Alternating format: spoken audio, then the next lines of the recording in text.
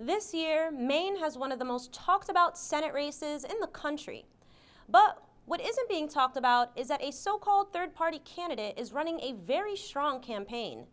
That candidate is independent Lisa Savage, endorsed by the Green Party and challenging prominent Republican Susan Collins.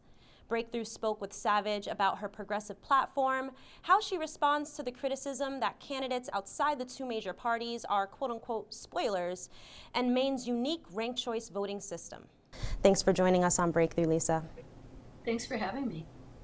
So, given the stakes being attributed to the Maine Senate election as it regards the Supreme Court and the nomination of Amy Barrett, I think a lot of people might be saying, third party, won't she spoil everything? How do you respond to that? Well, we have ranked choice voting here in Maine, and that is a real game changer. It goes like this. There are four of us in the Senate race, and so the voters are already showing us ballots. We're already getting ballot selfies because of the pandemic. We got a lot of early voting going on. So all four candidates are listed, and then there's like kind of a bubble thing, like you were taking a standardized test for your first choice, second choice, third choice, and fourth choice. People that rank me first will be showing that they're in favor of Medicare for all and a Green New Deal to tackle climate emergency like it's an emergency. Then for number two, they can make their safety pick. They could vote blue number two. There's a very centrist corporate Democrat running to unseat the incumbent. She doesn't want Medicare for all or a Green New Deal, but she's still preferable to either incumbent Susan Collins, who's been a Trump enabler since the moment he took office and voted for many bad things. And then there's another independent who's to the right of Susan Collins named Max Lynn, also a big Trump supporter. So there's really no danger of my spoiling the vote for the Democrat because someone who ranks me first is very unlikely to rank Susan Collins, the conservative GOP incumbent, second. Someone who ranks the Democrat first is very unlikely to rank the incumbent GOP candidate second. Now, anyone showing up in D.C. in early January is going to be facing the ongoing pandemic, of course, with its accompanying past unemployment, evictions, and so forth. So what's your plan for the tens of millions of Americans facing hardship now, which undoubtedly could be worse by the beginning of the new year? So providing housing during a pandemic would be a big issue for me to focus on, just to make sure that everyone has a place that they can be safe and ride out the economic distress of the pandemic. Something like 1 in 4 workers in Maine lost their jobs at the beginning of the pandemic shutdown, and many of them lost health care at the same time. Medicare for all is a huge priority to me, and I think would address the economic insecurity of many working people who can't afford the Unaffordable Care Act, or they're working for a small business that can't really afford the health insurance for their employees. Even big corporations, that's a big operating expense for them. If we could get to a single payer universal healthcare system such as other countries have, I think it would also support working people quite a bit. In your platform, Lisa, you talk about ending sanctions against a range of countries.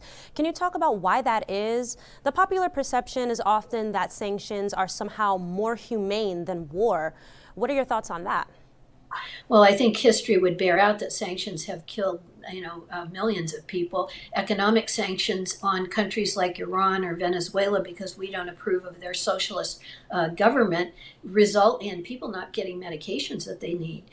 Madeleine Albright, a past Secretary of State, was famous for saying, well, she thought that the hundreds of thousands of children in Iraq that died because of sanctions prior to shock and awe was a price worth paying. I disagree. I don't think any child's life is a price worth paying for American corporations to expand and control other people's resources. Given the uprising against racism that's been sweeping this country, and of course the legacy of genocide, slavery, and Jim Crow that it's forcing this country to reckon with, where do you stand on the issues of racial justice and reparations? Well, I do think that we need to defund police, we need to demilitarize police, and we need to invest in communities. We need community oversight of police, and police who do act as judge, jury, and executioner in the streets, especially against Black, Indigenous, and other people of color, need to be held accountable. They should be charged with murder. They should be tried. I do support reparations. I think that the U.S. is the wealthiest nation, the wealthiest country that's ever existed. we could certainly afford to address the generational wealth inequality caused by a lot of racist policies, like Black GIs didn't get the GI Bill, and redlining, so Black families that were middle class were unable to buy property and build up some equity that they could pass on to their children and grandchildren. Those are baked into our whole society and economic plan here. They're not going to get better on their own. We're going to have to take positive steps to redress some of those inequalities. One final question for you today, Lisa. Third-party candidates are not seen as serious contenders, but what do you believe has made your campaign different?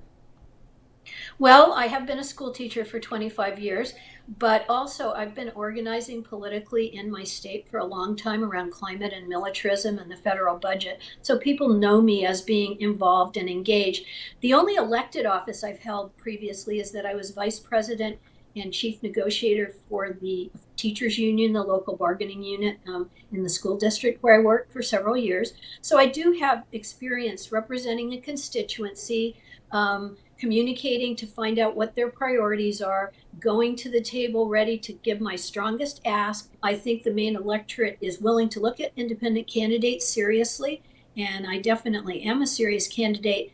I'm very motivated by seeing the families of the children that I had been working with as a reading interventionist for the last several years. Those families, even if they had work and a vehicle to get there, they were really struggling. They were like one accident or one illness away from complete collapse of their economic arrangements. And that, aside from being immoral in the richest country in the earth, it really affects their children's learning. It affects a child's ability to concentrate in school when they're about to be evicted or were evicted, or mom doesn't have any groceries in the cupboards. So that's what's motivating me to run, and I think most people that know me realize I'm pretty serious about it. Independent candidate endorsed by the Green Party, running for senator in Maine. Lisa Savage, thank you for joining us on Breakthrough. Thanks for having me.